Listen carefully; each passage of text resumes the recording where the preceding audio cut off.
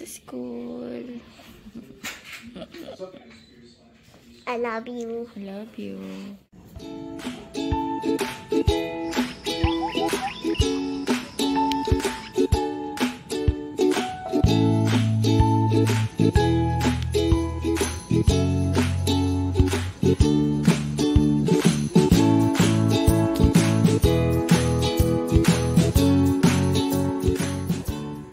Tulog muna ako ulit, guys. Antok na antok ako. Hello, guys. Good morning. Alas 10 na. Hindi ako sumama kanina kay Sky maghatid. Tapos, after pag-alis nila, natulog ako ulit. Kasi, guys, napuyat ako. Maga naman ako natulog. Mga 10:30, ganyan. Tapos, natutulog na ako nun. Tapos, mga mag-aalas 12, si Daddy, bahing ng bahing. Bahing siya ng bahing ng ilang beses, nagising ako. Maingay kasi yung bahing niya ni Daddy Andy, tapos napakadami pa. Pag inataka yan ng allergic rhinitis. Ayan, may allergic rhinitis kasi si Daddy Andy. So, kapag inataka siya, pag bumahing yan, sobrang lakas, sobrang dami. Nagising ako. Nahirapan na ako matulog. Alas 2 na ako natulog. So, parang 2 hours ako. More than 2 hours ako gising. Tapos, nagsiselfone lang ako. Gumagawa na ako ng way. Nag-games na ako para ba antokin ako para mapagod yung mata ko. Tapos nag-alarm ako ng, nakatulog ako ng 2. Tapos nag-alarm ako ng 6. Kasi nga papasok si Sky. Sabi ko, Daddy, antok na antok ako. Pagbaba ko, antok na antok ako. Sabi ko, hindi ako nakatulog. Nagising ako sa baying mo. Tapos, ayun, nagnap ako. Nakatulog ako ng mga 1.5 hour. Ngayon pa lang nagkakape, alas 10 na. Ito yung oras. Ayan, 10 na. Pagbaba ko nga, binamarinate na ni Daddy yung beef Magluluto kasi ako ng beef broccoli. So, ayun. Sabi ko, ikaw magluto. Sabi niya, minamarinate ko lang. Ayan, kape tayo. Natamad ako kumain.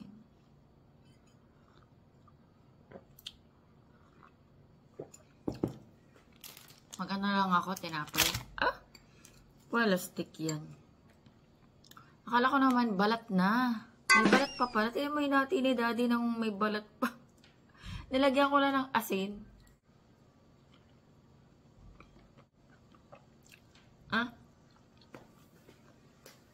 May nabigay ng kapitbahay. Bukas ko na yan gawin. Kasi makulimlim ngayon, guys. Alam niyo, medyo malamig-lamig ngayon. Ilang araw na malamig yung siboy ng hangin. Tapos ngayon makulimlim. Baka mag-molds kapag hindi masyado maarawan. Pag talaga masikat na yung araw. Hindi naman siguro ito mabubulok, no? Sarap nga matulog kasi sa taas ang press. Naka-open yung bintana. Tapos binuksan ko yung electric fan. Tapos yung buga ng hangin, ang press ko. Kaya ang sarap ng tulog ko. Gusto ko pa nga magtuloy-tuloy Kaso maglaba ako Nilabang ko yung mga bedsheet na tsaka ibang kumot. Na may ibang suka ni Sky. Pati yung dito na sukahan niya. Lava cake. First time ko to. Lemon square. Kasi di ba yung binibili ko yung yung fudgy bar. Creamy Bavarian. Ayun. Siguro kalasa nito yung sa vanilla nung fudgy bar. May laman sa loob. Ayan.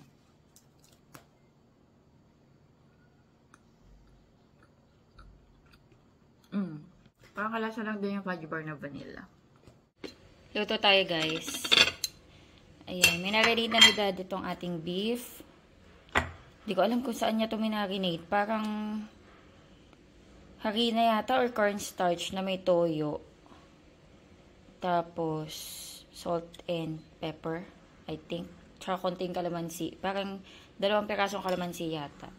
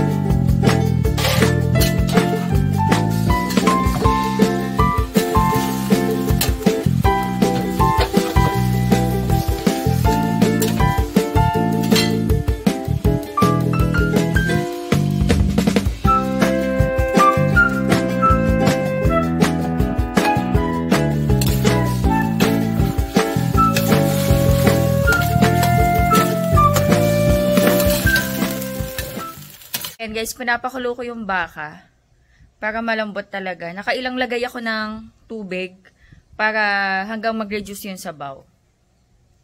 Ayan, nanonood-nood lang ako sa TikTok. Guys, alam niyo, sobrang excited ako sa next concert ng SB19 kasi naglabas sila. Actually, nung nakaraan pa. Hindi ko lang naman mention sa inyo, pero alam niyo naman, fan ako ng SB19. Nag-release sila ng trailer ng kanilang next album, which is Simula at Wakas.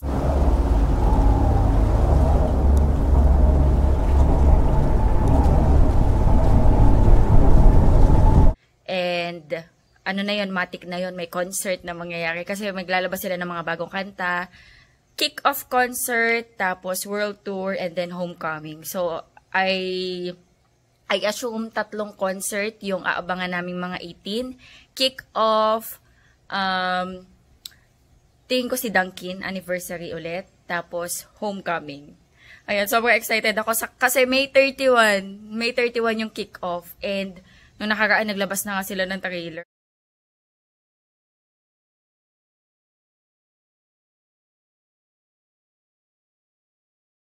So, kinakabahan ako. Sure ako na manonood ako. Matik na yan, manonood tayo ng concert ulit ng SB19. Kinakabahan ako kung makaka-avail ako ng ticket kasi ang dami na naming 18, guys. Million na kaming 18. And sa mga patuloy na ganap ng SB19, ang daming nahakot para maging fan. So, ang dami na naming kalaban sa pagbili ng ticket. Which is nakakatuwa naman kasi syempre lumalaki yung community namin. Lumalaki yung fans ng SB19, lumalaki yung fandom. Ayun nga lang, pagdating ng ticket selling, talagang pahirapan maka-avail kasi unahan talaga. So, kinakabahan na ako kung makaka-avail ako ng ticket. Pero sana talaga maka-avail kami. So, ang mga kasama ko pa rin, yung sister-in-law ko, tsaka yung pinsan ko, tsaka iba naming pati yata yung pamangkin ko manonood din. Last concert na na-attend ako sa kanila yung sa Dunkin na anniversary concert. Last October pa. Ang swerte ng mga nasa Manila, guys, kasi ang daming ganap dun eh. So, kahit mga show sa mall or mga festival, nakaka-attend sila. Pero kaming nasa probinsya, ang hirap eh.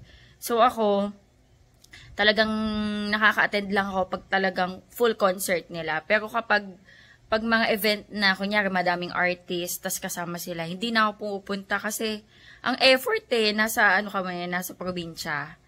Gusto ko pag pupunta ako ng Manila, luluwas man ako. Yung concert talaga nila, as in sulit yung punta ko, yung full concert, yung kanila lang, sila lang.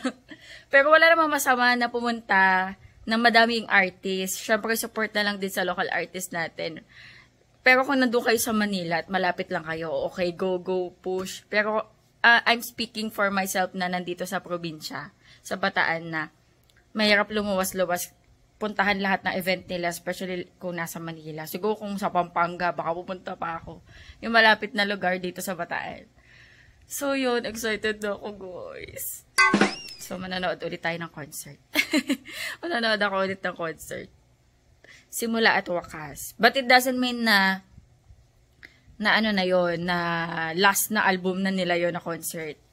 Tingin ko nagsisimula pa lang yan sila. Trilogy kasi yan, guys. Yung una is Pagsibol, which is parang yung pag-grow nila as an artist, yung pag-start nila. Tapos yung second is yung pagtatag, which is strengthening. So habang in-establish nila yung career nila. And third is, ayan, Simula at Wakas. Ngayon medyo matatag na talaga sila and sikat na sila. Famous na sila, ang dami na nilang na-achieve, ang dami na nilang awards sa Pilipinas tsaka sa ibang bansa. So, ayun. Another album meaning another mga release na song. So, panibagong songs na naman ang aabangan ng mga 18. So, nakakatawa. Ang dami na nilang kanta, grabe. Sobrang dami na nilang kanta and kahit ganun pa man, hindi kami nagsasawa sa kanila. Alam nyo, pag naging fan kayo ng SB19 tapos nanood kayo ng concert nila, ng live, uulit-ulitin mo na manood ulit ng live. Hindi enough na makita mo sila ng isang beses sa live. As in, para ka maa-addict na gusto mo sila ulit panoorin ng panoorin. Ako manonood ako ng concert ulit. So, parang pang-anim na concert. Full concert ko na yata to sa kanila. Parang I can't get enough na manood ng concert. Kasi guys, kada concert, ang daming bago eh. Kahit yung mga song na pina-perform nila, iniibain nila yung rendition. So, parang hindi ka magsasawa. Parang hindi kasi paulit-ulit. Laging may bago. Tapos every time ipe-perform nila, lalong mas magaling. Kaya talagang yung mga fans, nilulook forward ulit yung susunod nilang concert, susunod nilang performance. Kaya kami na-addict. Matagal na akong fan ng SB19. Alam niyo naman, 2019 pa lang fan na ako. Kumbaga, matagal na akong 2019. So, 2019, 2020, 21, 22, 23, 24, 25. So, 6 years na akong fan. Hindi, mag 6 years. Kasi nag-start ako, October October of 2019 ako naging fan. So, October 2025, yung ika-6 years ko, diba? So, yung matagal na ako na fan nila, tapos, first time ko makanood 2022 because of the pandemic, diba? Nag-stop lahat. Pati tayo, stop sila ng, concert. Dahil magko-concert sila noon GITS yung tawag doon. Parang Get in the Zone concert. Pero na-stop yun. Tapos, after ng pandemic, na sila ng Pagsibol, yung unang album na nirelease nila. Ayun. Tapos tuloy-tuloy na. Pero ako, ang una kong concert sa kanila, Wyatt Era. Where You At na tour. Parang parang under yun ng... Sa ba under yun? Pagsibol or pagtatag? Hindi ko sure kung sa Pagsibol yun or pagtatag. Parang may sarili siyang era. Ayun, unang concert ko, Wyatt Clark. Ayun na nga. Ay, wait lang. Luto na tayo. Ayun nga, na-share ko lang na excited na ako ulit manood ng concert and talagang mag-i-aim ako maka-avail ng ticket. Ayun, luto na tayo. O siya, tuloy na natin ang ating pagluluto. Malambot na to, guys. Ito na siyang tumuyo. Maglagay na tayo ng butter.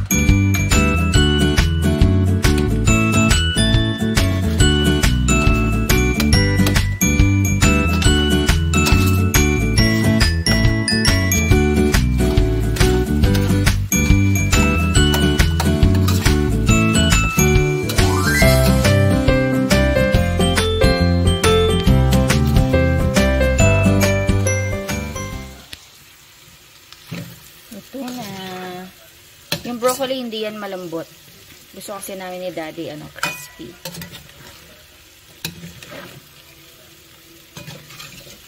Kain na kami guys ni Daddy. Kain tayo. Si Daddy nandun kumakain. Sarap ba, be? Siyempre agree ka, ikaw nagbagay doon. Kain tayo guys. Ayan, meron ako sa tawad. Patis kalaman si Sili. Meron tayo dito ang Coke. Sarap. Beef broccoli. Pag nagbe-beef broccoli ako guys, hindi yung masabaw. Di ba yung iba masabaw? Ayoko na may ganun. So, yung medyo napipagito yung baka. Tapos yung broccoli niya, ayoko ng malambot na malambot.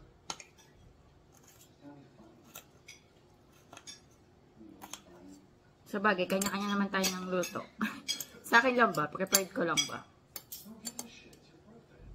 Thank you, Lord. May sili. Ang sarap. Be. Pag nagtabi kaya ka para kay Sky, tapos ibabaan ko bukas, hindi ito mapapanis.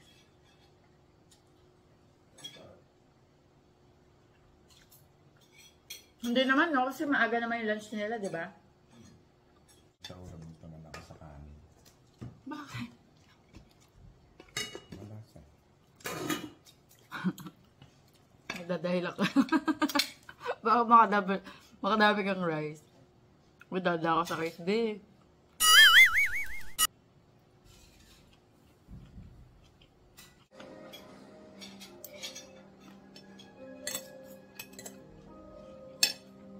Guys, yung stem ng broccoli, nakakain din to. Wag lang yung maano. Nakita ba to? Wag lang yung matigas na part. Tanggalin nyo lang yung balat. Makakain. Ano siya, malambot lang din. Masarap. Masarap. Ayan, tapos na ako mag-laundry. Ito yung mga beddings. Tsaka kumot na nalaban ko. Tsaka damit ni Daddy Andy ngayon yung nilaban ko. May dumating na Shopee si Daddy. Ano yan, be? Ay, sogi. Ano to? Bagong cover sa kotse. Ah, okay. Car cover, guys. Ay, ang ganda. Makapal. Ayan, no? Waterproof to, be? Ah, dito kasi ano siya, oh. Parang yung texture ng makakapal na kapote. Pero parang mas makapal pa sa kapote, tas yung loob is malambot. Parang insulator. Parang, tama ba? Hindi, mali ako. Ayan, cover sa kotse. Ayan, ano yan? Ha? Para saan yan? Kailangan to sa sakit. Ah, okay. Coolant para sa aircon? Ganon?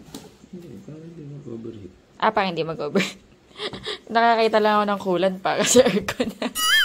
Wala, ang mahal pala ng binili ni Daddy Anding cover, oh. 983. Nakabit niya na ba? Kakabit niya yata. Lagay daw namin.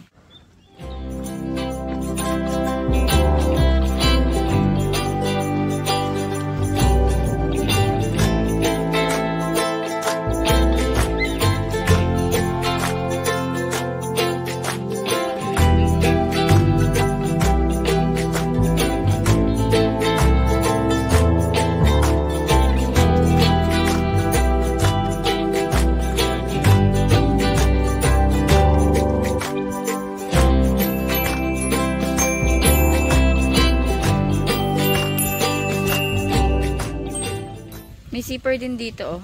De, try open mo yung zipper. Ayan, oh. Parang gusto mo yung nakalimutan ka, hindi mo na kailangan tanggalin lahat. Gusto ko magtago sa loob. Kung gusto nyo, kung meron kayong sedan, tapos kung sedan yung car nyo, tapos gusto nyo, lagay ko na lang sa description box yung link. Okay na, be? Kasi wala siyang tali, no? Sana yung dili pa rin. Mayroon, may tali. Nasaan? Bakit di mo tinali? Kunin mo yung lalagyan niya. Pero actually, kapit naman eh. Tingnan mo muna kung dili pa rin. Kung di naman, hayaan mo na. Tingin ko hindi naman. Makikita natin, nandun na pala. Nandun na pala. Ano, may batang ano po, may batang yagit po dito. Ikaw batang idiot. Ayun. Kuha tayo. Wala lang, tamis. Wala lang hugas-hugas.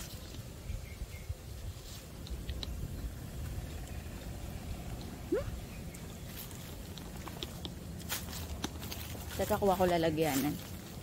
Ang daming bunga.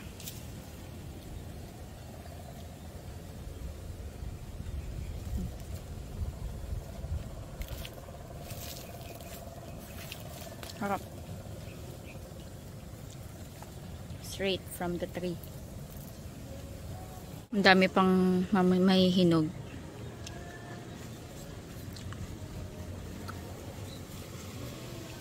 Ito maasim. Ang asim. Dapat yung ano.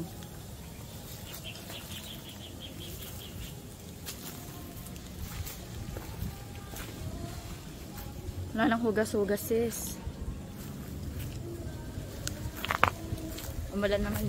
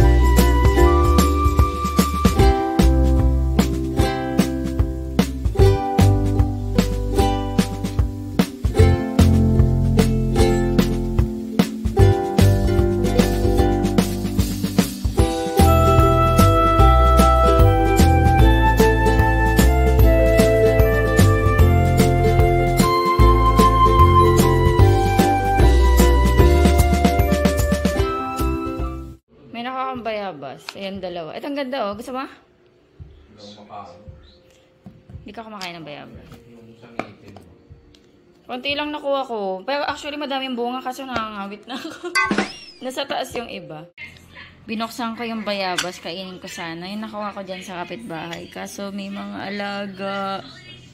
So, nope.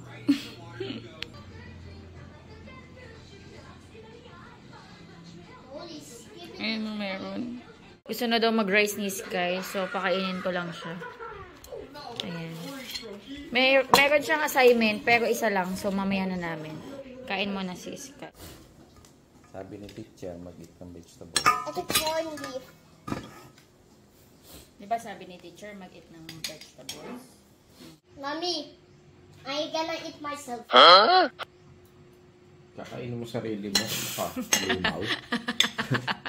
Hindi ka ata sa mundo ng mga tao eh. Kaano mo ata sila Eugene eh.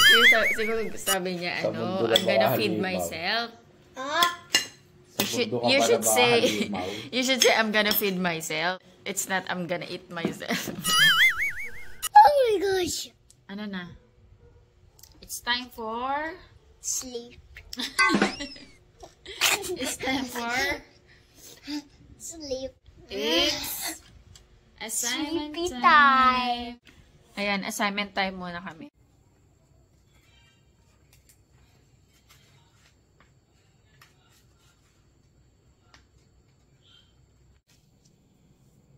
Mommy?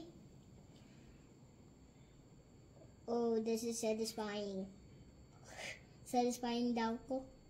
Sabi niya ako. Last na. And then I'm done. I gotta do it. I gotta do it. Okay. Is it I'm done? Yay, I'm done!